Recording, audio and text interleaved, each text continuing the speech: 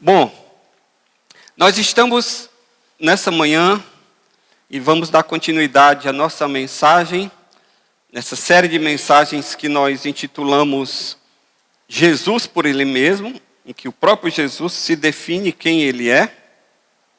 E nós estamos meditando sobre a primeira afirmação de uma série de 7 afirmações que Ele fez acerca da sua pessoa, da sua identidade. E nós estamos estudando Jesus como sendo o pão da vida. Eu queria que você abrisse a sua Bíblia, meditasse comigo em João no capítulo 6, a partir do versículo 47. João 6, 47 diz o seguinte: na verdade vos digo, que aquele que crê em mim tem a vida eterna. Eu sou o pão da vida. Vossos pais comeram o maná no deserto e morreram. Este é o pão que desce do céu, para que o que dele comer não morra.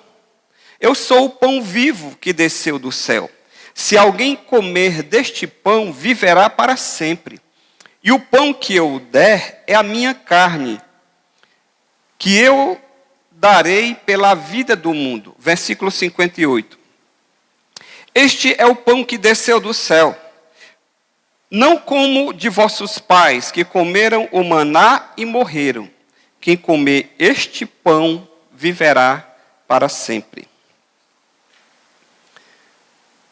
Jesus ele está aqui falando para os judeus, e Jesus ele se apresenta como o pão do céu. O contexto em que essa afirmação se deu foi exatamente logo após aquele milagre da multiplicação dos pães e dos peixes, em que Jesus ele faz um milagre e alimenta uma multidão a partir de poucos pães e poucos peixes. E quando o povo vê aquele milagre que Jesus opera, naturalmente eles associam com o maná do deserto, em que, por meio da liderança de Moisés, o Senhor proveu o povo de Israel por 40 anos no deserto, fazendo com que cada dia caísse o maná junto com o orvalho, e recolhiam aquele maná, que era uma espécie de umas sementezinhas brancas, e a partir desse maná, eles faziam o pão que alimentava o povo. Por quê? Porque no deserto ninguém planta. Além disso, eles estavam vivendo de forma nômade. Então não tinha tempo de parar, plantar, esperar para poder colher. Era uma vida itinerante. Então, uma forma que Deus fez para alimentá-los naquela época foi providenciando o maná que caía do céu e por meio do qual eles faziam o pão e ali eles se alimentavam. Então, quando o povo viu Jesus multiplicando os pães e peixes, eles naturalmente associaram Jesus como sendo o profeta que Moisés havia falado que no futuro haveria de vir. E esse profeta, ele faria coisas extraordinárias. Então Jesus, ele aproveita essa ocasião e ele se apresenta como o pão do céu, que também é providenciado por Deus, mas fazendo questão de diferenciar-se do maná. Ele diz: olha, eu sou o pão vivo que desceu do céu, mas eu não sou como o maná da época de Moisés. Pastor, o que é que a gente pode aprender? O que é que Jesus está querendo ensinar quando ele se apresenta como o pão vivo que desceu do céu? E eu queria meditar em 2 verdades hoje acerca de Jesus sendo o pão do céu. Primeira, é que Jesus sendo o pão do céu, Jesus sendo o pão da vida, quando ele se apresenta como o pão da vida, ele está apontando para a nossa maior necessidade, que é de salvação. Quando ele diz no versículo 48, eu sou o pão da vida, e o pão que desceu do céu, e o que dele comer não vai morrer. O que comer deste pão que sou eu, terá vida eterna. E no versículo 58, quando ele diz que quem comer deste pão, viverá para sempre. Nós sabemos que o pão é um dos alimentos mais consumidos no mundo. Quem aqui hoje já comeu pão? Pronto, pelo menos 3 pessoas já comeram pão hoje. É porque o pão aqui ele tem um concorrente muito forte, que é a tapioca. Pronto. E aí, por conta da tapioca, nem todo mundo come pão todo dia. Mas o pão é um dos alimentos mais consumidos no mundo. O pão, ele representa o sustento da vida física. O pão, na verdade, ele representa, na palavra pão, tudo aquilo que pode trazer prazer e satisfação na vida. Quando você encontra alguém e você diz, como é que está a vida? Ele diz, rapaz, uma correria grande, procurando botar o pão na mesa. E quando você diz colocar o pão na mesa, você não está falando só de comprar o carioquinha da padaria. Você está falando de pagar o aluguel, pagar a prestação da casa, pagar a conta de energia, fazer o mercantil.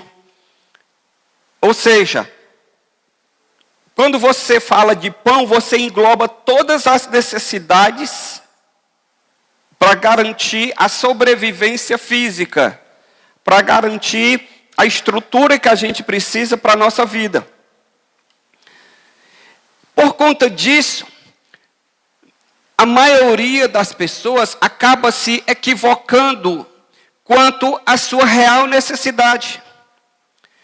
Porque como a gente vive correndo atrás do pão, a gente acaba pensando que o que mais precisamos é do pão material, é do pão físico, é do dinheiro, é do carro, é da casa, é da roupa. E aí a gente acaba confundindo as coisas, achando que o que a gente mais precisa na vida, o essencial para a nossa vida é ter conforto, é ter luxo, é ter riqueza, é ter dinheiro. E apesar de o pão ele ser essencial para a manutenção da vida física, a Bíblia Sagrada deixa claro que o que nós mais precisamos não é o pão que perece, mas é o pão da vida, que é o pão da vida eterna, Jesus. Quando nós nos equivocamos com relação à identidade de Jesus, quem é Jesus e o que ele representa como o Salvador, nós acabamos nos equivocando com relação àquilo que nós mais precisamos.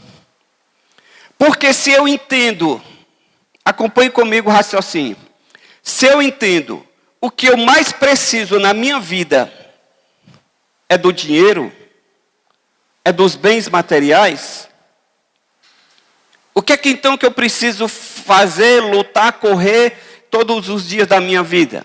É gastar o meu tempo ou para preservar o que eu já tenho, ou para adquirir o que eu ainda não tenho, porque isso é que é o essencial para a vida.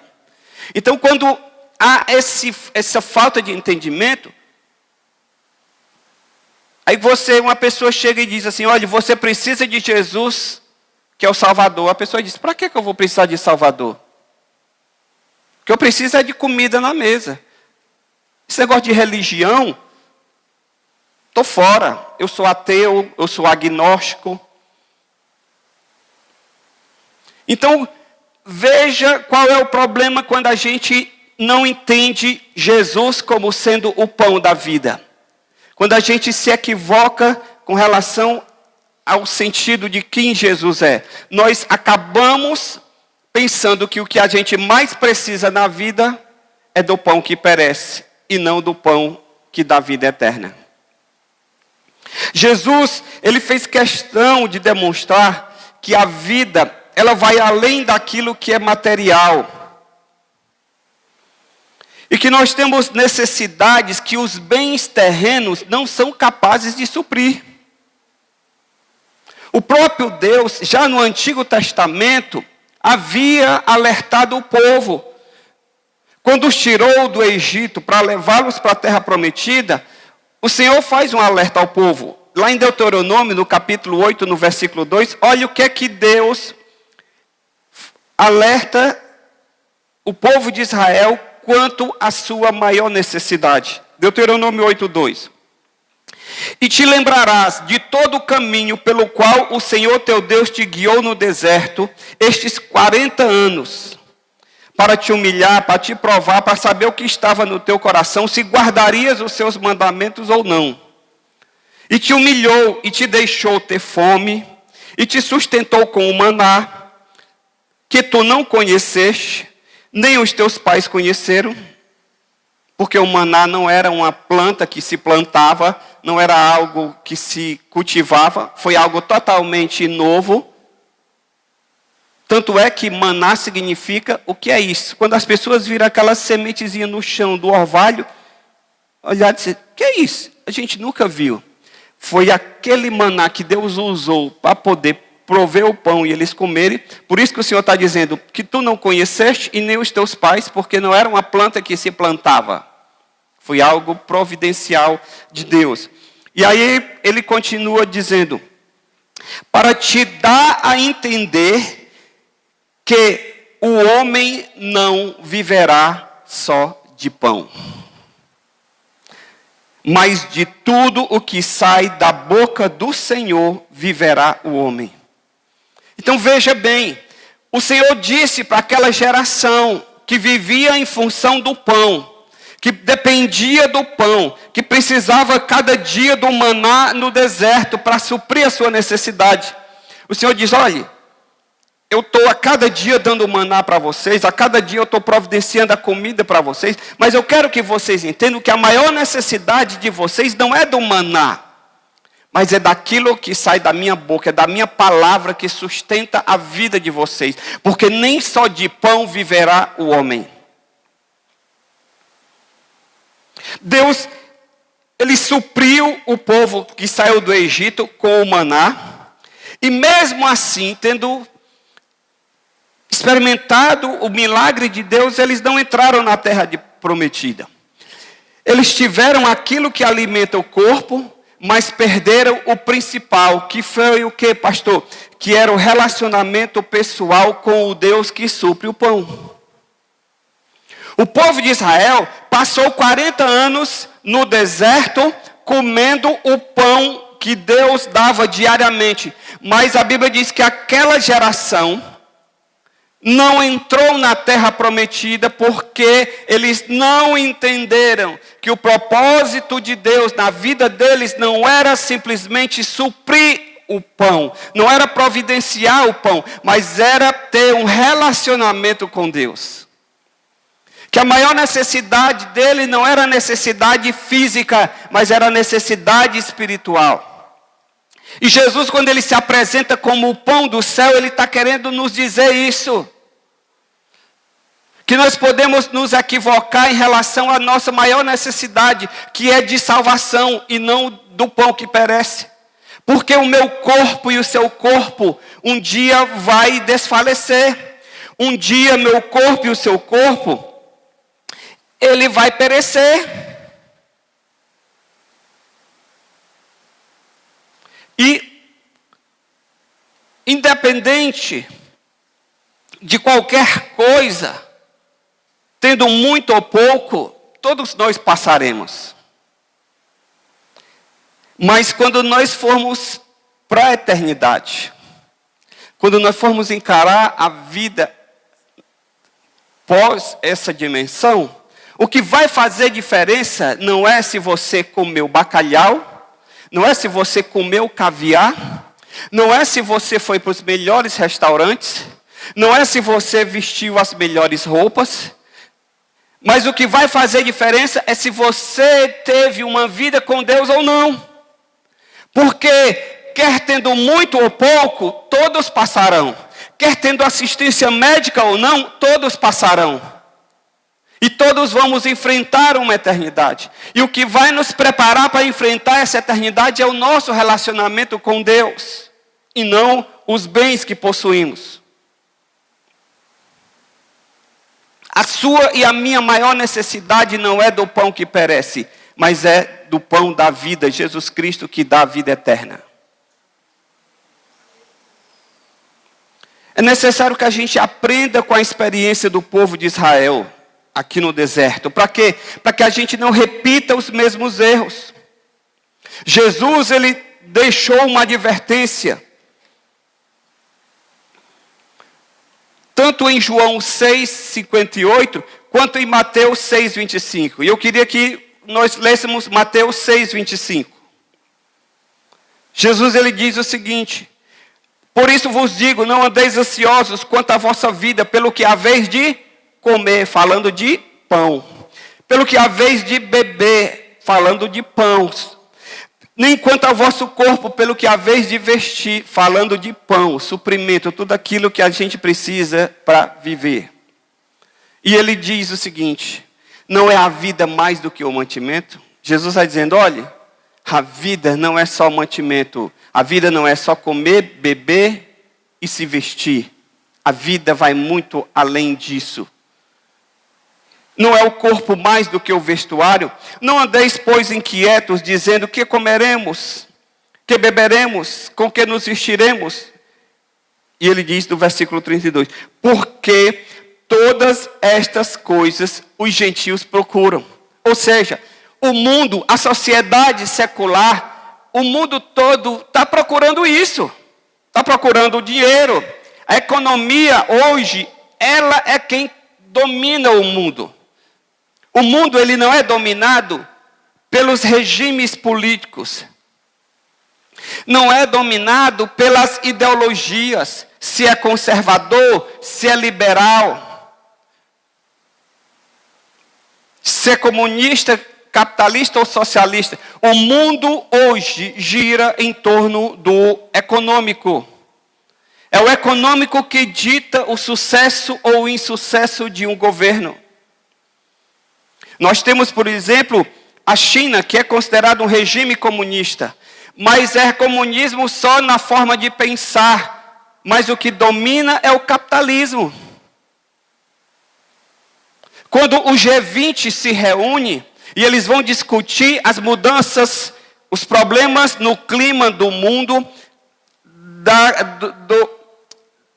dos efeitos da poluição sobre a camada de ozônio, em que muitos lá, então, têm que, ao final daquela reunião, assinar um protocolo de diminuição dos poluentes. Muitos não assinam porque eles dizem, eu não posso assinar isso. Porque se o meu país parar as fábricas, o povo vai morrer de fome. Porque se a gente parar de produzir, vai ter desemprego.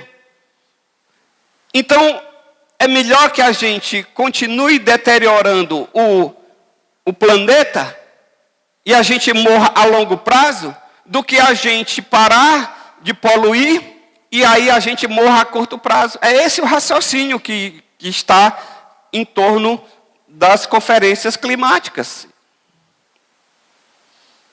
Porque a economia é quem dita o mundo.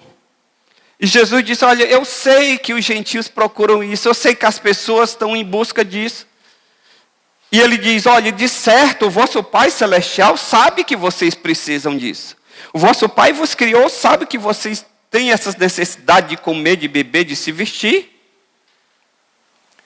Mas Jesus, ele diz no versículo 33, mas buscai primeiro o reino de Deus e a sua justiça, porque essas coisas vos serão acrescentadas. O que é que Jesus está dizendo?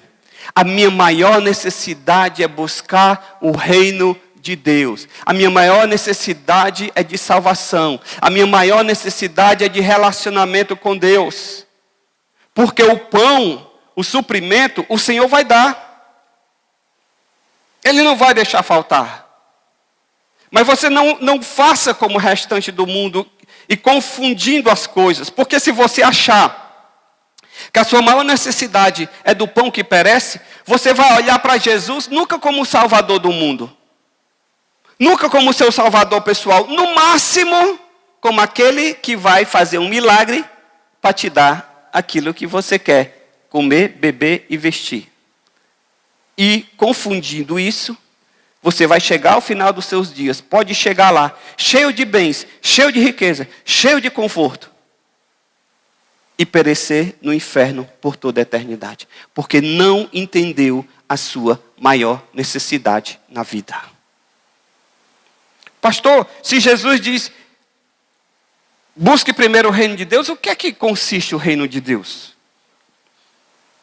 Que foi dito aqui por Jesus que deve ser buscado como prioridade. Que sendo mais essencial até mesmo do que o pão físico, que é símbolo da minha sobrevivência e o suprimento das minhas necessidades. E sabe quem definiu o que é o reino de Deus? O apóstolo Paulo, lá em Romanos, no capítulo 14, versículo 17. Jesus disse, olha, busque primeiro o reino de Deus. E Paulo vem e diz, o reino de Deus, Romanos 14, 17, não é comida, não é bebida, mas é justiça, paz e alegria no Espírito Santo. Portanto, eu quero concluir essa fala dizendo que Jesus é o único capaz de suprir, de satisfazer, de aliviar as minhas necessidades espirituais como ser humano. Afinal, o pão que sustenta a vida, o arroz, o feijão, a comida diária, os bens, a roupa, a casa, não é essa a minha maior necessidade. Por quê? Porque eu não sou simplesmente um animal. Eu tenho um espírito. Eu sou corpo, alma e espírito. E o meu espírito viverá eternamente com Deus ou longe de Deus. E eu tenho uma necessidade espiritual que essas coisas não vão suprir. E somente um relacionamento com Cristo, a salvação da minha alma, a salvação do meu ser, é que poderá me proporcionar essa vida eterna. Por isso Jesus diz, quem comer deste pão que sou eu, vai ter vida eterna. A sua maior necessidade e a minha maior necessidade, ela é de cunho espiritual e não físico. A sua maior necessidade é de salvação. Se você passar pela vida, e se você não entender isso, você vai ter desperdiçado a sua existência. Jesus é a única fonte capaz de sustentar a minha vida interior, a minha vida espiritual, a qual continuará a existir depois que a minha existência biológica terminar. Por isso que Jesus diz, eu sou o pão da vida. Quem comer deste pão nunca morrerá eternamente, mas viverá eternamente. Segundo, o que eu aprendo nesse texto? Eu aprendo que Jesus, como pão da vida, ele me ensina que nem mesmo as maiores demonstrações do poder de Deus, os milagres, eles são capazes de produzir uma fé salvadora.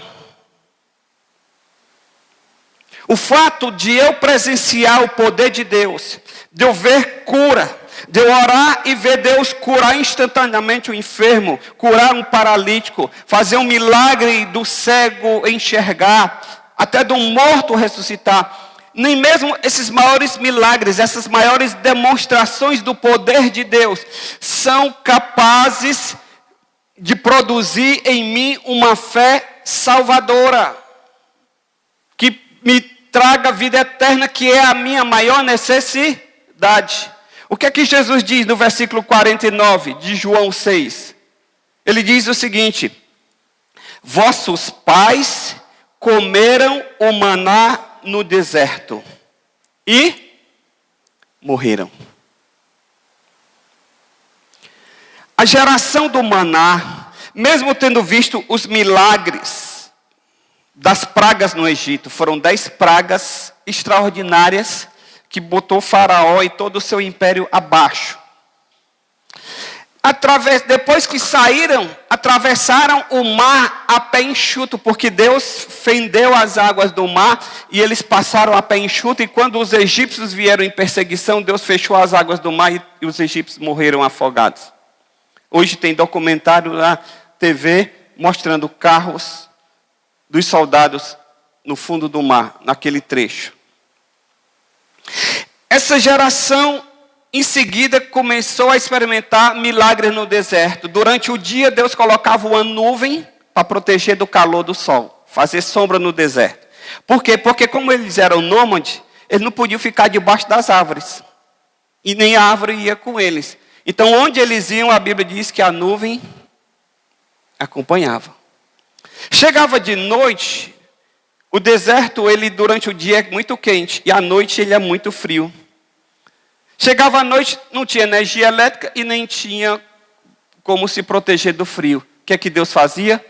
Mandava uma coluna de fogo que pousava sobre o acampamento, produzindo iluminação e produzindo aquecimento. Olhe aí a quantidade de milagres.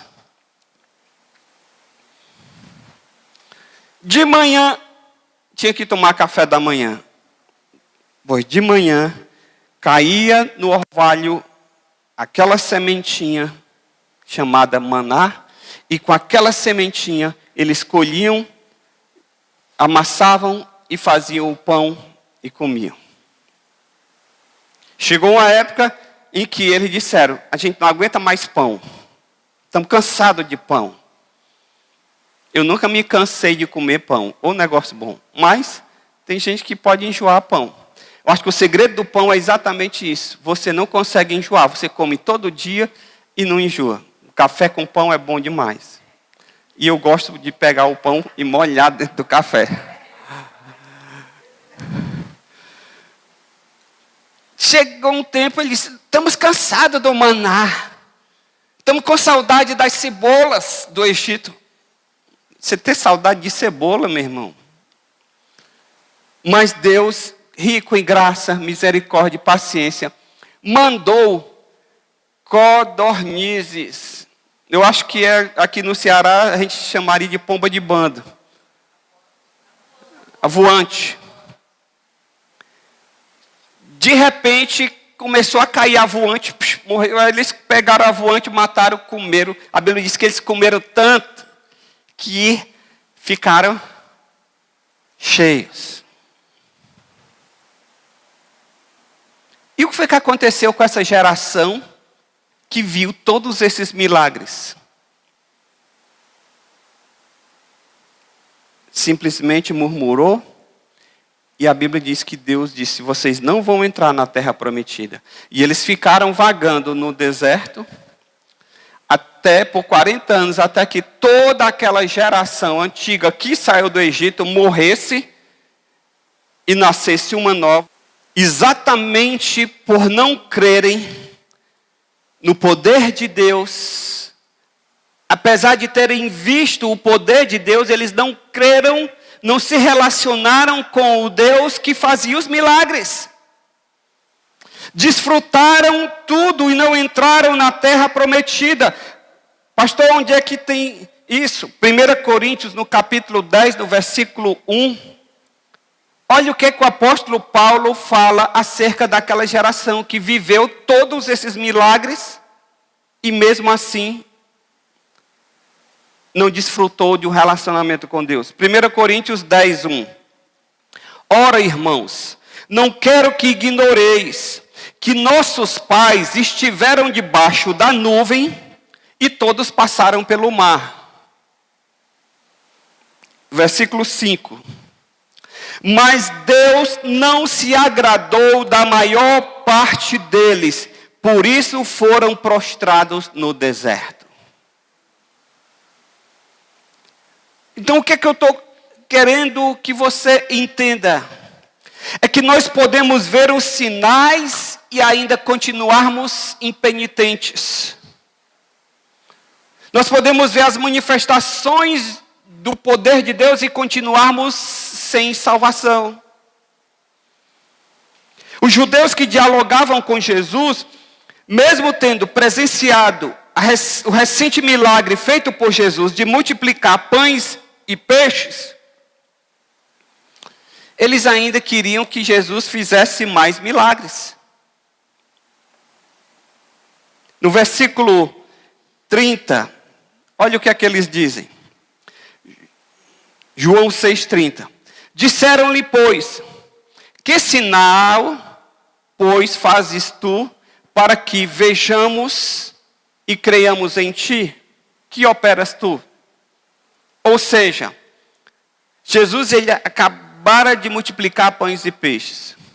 E Jesus agora se apresenta como pão que supra a necessidade espiritual. Sabe o que é que o povo quer? Milagre. Issa, o que mais que tu tens aí? No teu repertório de milagres aí. O que que tu tens aí para nos apresentar, Jesus? Para que a gente possa crer em ti. Jesus, porém, entendia que apenas o milagre em si não tem o poder de converter uma pessoa. Por isso, Jesus, ele alerta e ele chama a atenção para a maior necessidade que nós temos de ter fé nele como o enviado de Deus. E aí Jesus diz no versículo 29, Jesus respondeu-lhes, a obra de Deus é esta, que creais naquele que me enviou. Vocês estão pedindo milagres? Vocês estão pedindo demonstração de poder? Pois deixa eu lhe dizer, o que você mais precisa não é que eu faça milagre. Não é que eu fique multiplicando pães e peixes. Não é que eu faça mais coisas. A maior necessidade de vocês é de crer que o Pai me enviou, que eu sou o Salvador, que eu sou o pão da vida. Isso é, sim, a maior necessidade de vocês. Não é que eu fique fazendo milagres indefinidamente. Porque ainda que eu ressuscite o morto um dia vai morrer. Ainda que eu cure o enfermo vai morrer. Ainda que eu faça milagres de prover pão diariamente, um dia o corpo vai perecer. A maior necessidade de vocês é que vocês creiam no poder de Deus, mas vocês creiam principalmente que Ele me enviou como o pão vivo que desceu do céu. Essa mesma exigência em relação à fé, Jesus repetiu posteriormente. Quando? Com o seu discípulo Tomé, João 20, 24. Jesus, após ressuscitar, ele apareceu para os discípulos. E, às vezes em que ele apareceu, nas reuniões, o discípulo Tomé não estava. E os discípulos disseram, olha Tomé, o mestre ressuscitou, nós estávamos aqui, e ele entrou aqui na sala, passou pela parede, ele ressuscitou e esteve conosco. João 20, 24, o que é que Tomé fala? Ora, Tomé, um dos 12, chamado Dídimo, não estava com eles quando veio Jesus. Disseram-lhe, pois, os outros discípulos, vimos o Senhor. Mas ele disse-lhes, se eu não vir os sinais dos cravos em suas mãos, não puser o meu dedo no lugar dos cravos, e não puser a minha mão no seu lado, de maneira nenhuma crerei. Tomé disse o quê? Eu preciso ver para crer. Eu preciso ver o milagre para crer. Tomé vivia na dimensão do povo do deserto. Que o mais importante era ver os milagres do que crer. E é o que aqui Jesus diz no versículo 26. 8 dias depois, estavam outra vez os seus discípulos dentro, e com eles Tomé. Dessa vez Tomé estava. Chegou Jesus, estando as portas fechadas, e apresentou-se no meio e disse: Paz seja convosco.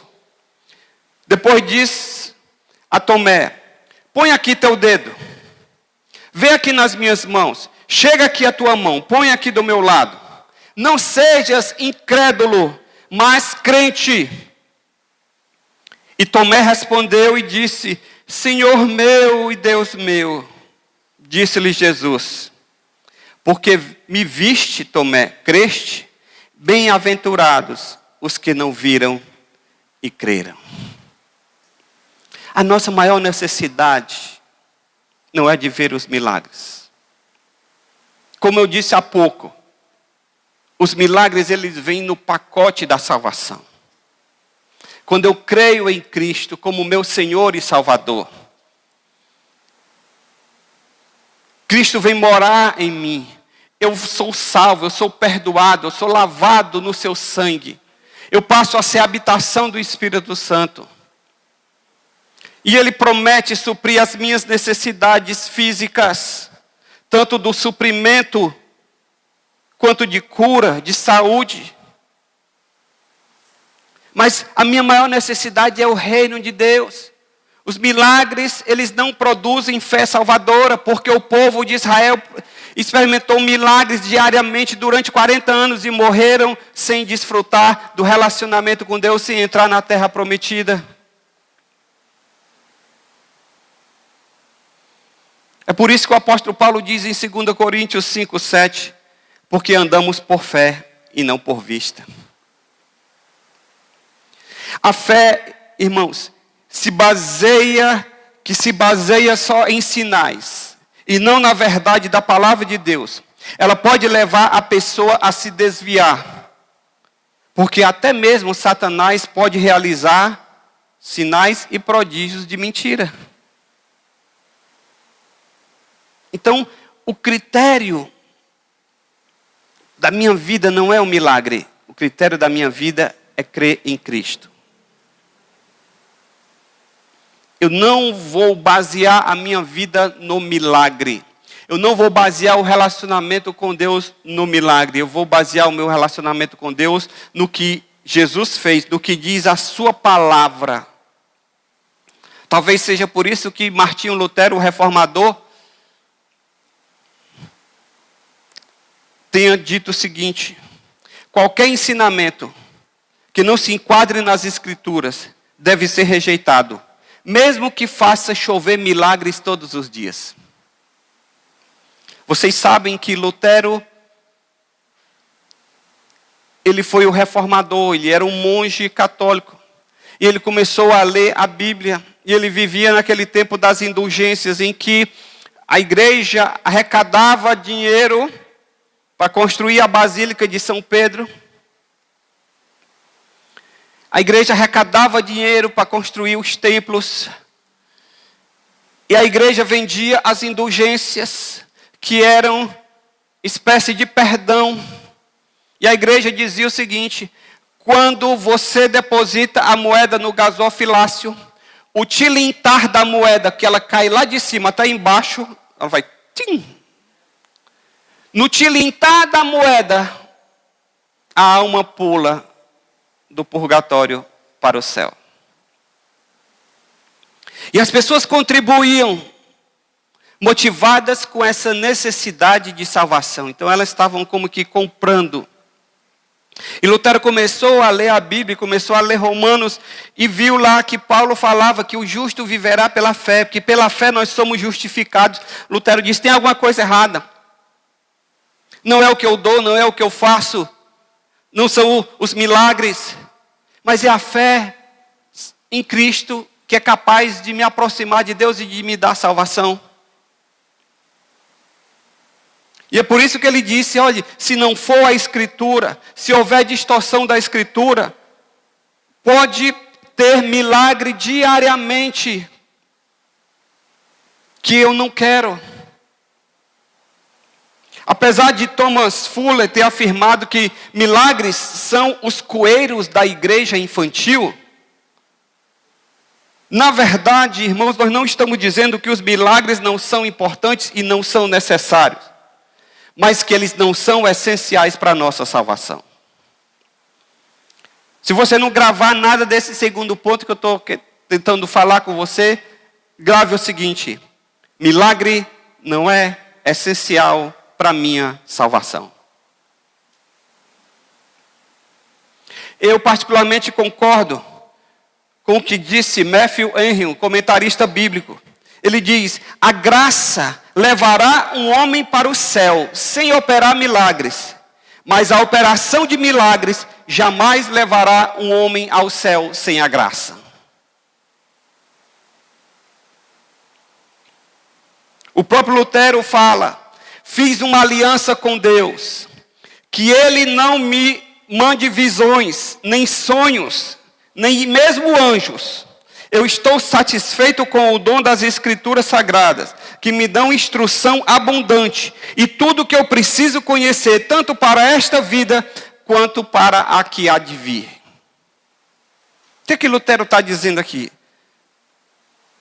Que ele não crê em milagres e que milagres não são importantes? Não, o que ele está querendo dizer é o seguinte: que crer em Deus, crer na Escritura, é a parte mais essencial da fé. Porque, qual é o argumento dele? Que na Escritura eu tenho toda a revelação de Deus que eu preciso para viver bem nesta vida, quanto para eu poder entender e me encaminhar para a vida futura, para a vida eterna. Se milagres vierem, amém. Se milagres acontecerem, amém. Mas, se não acontecerem, eu vou continuar crendo naquilo que diz a Escritura.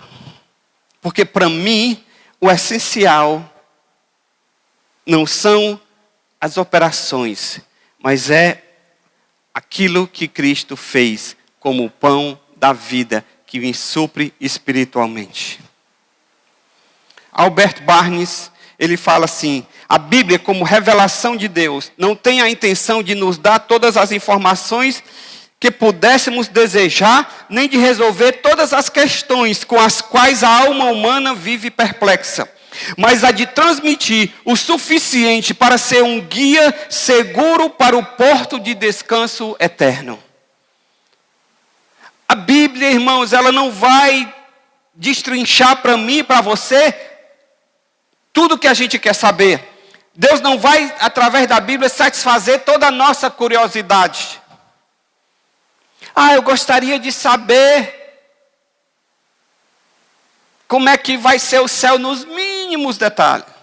Eu gostaria de saber o que Deus falava para Abraão na oração. Moisés, quando subiu e viu Deus face a face, como foi esse face a face?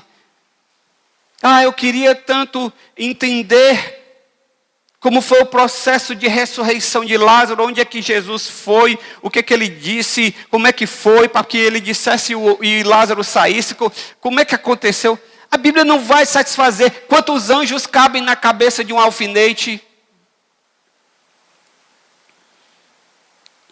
A Bíblia, ela não contém toda a revelação de Deus. Como assim, pastor?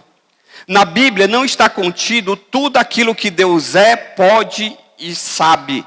Porque é impossível um livro só conter o infinito, toda a sabedoria, todo o poder. É impossível. Até porque a Bíblia ela não se presta a ser um livro de ciência. A Bíblia não se presta a contrapor a ciência. A Bíblia é um livro de fé, que narra a experiência de um povo com o seu Deus. Então, não adianta você ir para uma discussão com um cientista, querendo provar pela Bíblia que a teoria do Big Bang está errada. Por quê? Porque a Bíblia diz simplesmente o seguinte, versículo 1 do capítulo 1 de Gênesis. No princípio criou Deus os céus e a terra. Ela não está falando da origem de Deus, não está dizendo como é que aconteceram, a Bíblia não fala dos dinossauros, e nem vai falar porque a Bíblia não tem essa intenção. Ela parte do pressuposto que Deus existe e que Ele criou os céus e a terra. Como foi o processo, isso não nos interessa, porque isso não é essencial para a salvação. Eu saber como é que foram os dinossauros, como se foi antes de Adão, como é que foi o processo, como é que foi o processo da criação. A Bíblia diz, Deus criou, no dia 1 foi assim, dia 2 foi assim, e até o 6º dia Deus criou todo o universo, a criação como nós vemos. Deus não está preocupado em entrar num tubo de ensaio, em ir para um laboratório para provar que Ele existe. No princípio criou Deus os céus e a terra. Você crê ou não crê? Ponto final. E aí, você vive depois as consequências disso. Eu sempre gosto de dizer que nós somos livres para tomarmos as nossas decisões, para fazermos as nossas escolhas. Mas nós não somos livres para escolhermos as consequências. Quando eu faço alguma coisa, tudo que eu faço tem consequências. Criei meus filhos assim, mostrando. Na nossa festa de 25 anos, a minha filha escreveu um texto, dizendo, pai, eu aprendi, como o Senhor mesmo ensinava, que tudo na vida tem consequência. Está lá, registrada a carta dela, eu fiz um print, botei num quadro lá em casa. Tudo tem consequência.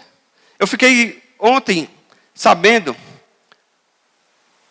de algo que ilustra bem isso. Vocês sabem que as filhas de militares no Brasil, mais antigamente, se elas não casassem ou continuassem solteiras durante toda a vida, as filhas, somente as filhas, não os filhos homens, as filhas mulheres, elas recebem uma pensão durante toda a vida. E aí nessa onda de liberdade, de transexualismo, foi que aconteceu. Uma delas, pensionista, fez uma cirurgia de mudança de sexo, porque ela disse que não se identificava com o sexo biológico. Sabe o que foi que aconteceu? O juiz mandou cortar, suspendeu a pensão. Por quê? Porque ela deixou de ser mulher e ela agora passou a ser homem. E ela não se enquadra mais na lei. Perdeu a boquinha. O que é que eu estou querendo mostrar com isso? Que nós somos livres para tomarmos as nossas decisões, mas nós não somos livres para escolhermos as consequências das nossas decisões. Elas vêm. Você pode crer em Deus e você pode dizer que não crê. E questionar e dizer, eu tenho muitas dúvidas, eu é isso, aquilo. Ok, fique com as suas dúvidas e não creia. Mas depois, quando chegar diante de Deus, e que Ele não reconhecer você como filho, como filha, e lhe mandar para uma eternidade separada dEle, você não poderá dizer, mas Senhor, peraí, ainda dá tempo? Não dá. Porque ao homem está ordenado morrer uma só vez, vindo depois disso o juízo. Tome suas decisões. Eu preciso ver as manifestações dos milagres de Deus. Deus não vai se prestar a provar nada para você. Nós temos que entender que na Bíblia, o ser vem antes do fazer. Por isso o Senhor exige que nós creiamos antes de nós vermos o que Ele é capaz de fazer. Tomé disse, eu quero ver. Jesus disse, olha, porque agora você está vendo, está crendo, mas bem-aventurados que não viram e creram. Primeiro você tem que crer, depois é que você vê as manifestações, o poder de Deus agindo. Hebreus 11:6, Deus é bem claro. Ora, sem fé é impossível agradar-lhe, porque é necessário que aquele que se aproxima de Deus creia que Ele existe. Primeira coisa. Em segundo lugar, que Ele se torna galardoador daqueles que o buscam. Primeiro você tem que crer para receber o galardão, a recompensa, para desfrutar daquilo que Deus pode proporcionar. Primeiro você tem que crer nele. O Antigo Testamento, o Senhor se apresentou para Moisés como o eu sou. Moisés disse: Senhor, o que é que eu vou dizer lá para Faraó? O Senhor diga que o eu sou te enviou. Jesus, ele vem no Novo Testamento e ele se apresenta da mesma forma: eu sou o pão da vida. A ênfase está no que ele é e não no que ele pode. Por quê? Porque o que ele pode é decorrência, é consequência do que ele é. Concluímos, portanto, que somente após crermos em Jesus como o pão da vida, é que nós entramos num relacionamento com ele e poderemos experimentar os sinais e os milagres que ele pode fazer e nos beneficiar. Primeira coisa, crer e depois desfrutar dos milagres. Que o Senhor possa estar abençoando a sua vida, para que você possa entender isso. Primeiro, que a sua maior necessidade é de salvação. Segundo, primeiro você tem que crer em Cristo, para desfrutar de tudo aquilo que Cristo proporciona a você. Vamos ficar de pé na presença de Deus.